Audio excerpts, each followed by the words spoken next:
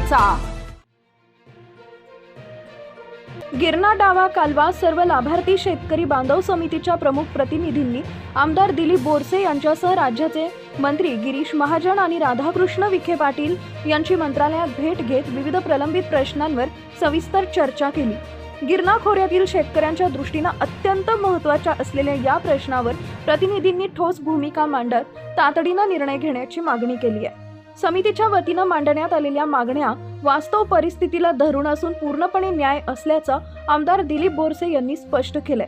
तसेच लोकप्रतिनिधी म्हणून शेतकऱ्यांच्या पाठीशी ठामपणे उभे राहणार असल्याची ग्वाहीही त्यांनी दिली आहे। शासनाच्या नियोजनानुसार प्रस्तावित नारपार नदी जोड योजनेमुळे मोठ्या प्रमाणात पाणी गिरणा खोऱ्यात येण्याची शक्यता आहे। या पाण्याचा सर्वाधिक लाभ बागलाण आणि मालेगाव तालुक्यातील दुष्काळग्रस्त गावांना होऊ शकतो।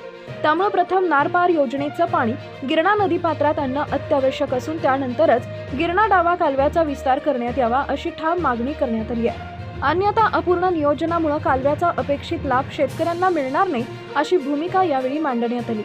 गिरणा धरणाच्या पाण्याचा वापर पिण्यासाठी करण्यासाठी महत्त्वाचा मुद्दा उपस्थित करण्यात आलाय। शासकीय GR नुसार मालेगाव महापालिकेला 2015 पर्यंत आवश्यक यंत्रणा उभारण्यासाठी मुदत देण्यात आली होती। मात्र मुदत संपूनही अद्याप योग्य कार्यवाही झालेली नसल्याची खंत व्यक्त करण्यात आली आहे। शेतकऱ्यांवर वीज बिलाचा अतिरिक्त भार पडू नये यासाठी समितीने काही ठोस उपाय सुचवले। मालेगाव महापालिकेने सोलर पॉवरचा वापर करून किंवा नियमित वीज बिल भरून गिरणा धरणातून पिण्याचं पाणी उचलावे। चनकापूर धरणातील पाणी प्रामुख्याने शेतकऱ्यांसाठी पिण्याच्या व सिंचनाच्या वापरासाठी राखीव ठेवावे। वरील मागण्या पूर्ण न झाल्यास गिरणा खोऱ्यातील शेतकऱ्यांचं मोठं आर्थिक नुकसान होऊ शकतं। तसेच त्यांच्या भावना अत्यंत तीव्र झाल्याचं प्रतिनिधींनी स्पष्ट केलंय। त्यामुळे भविष्यात आंदोलनाचा मार्ग स्वीकारावा लागू शकतो असा इशाराही अप्रत्यक्षपणे देण्यात आलाय।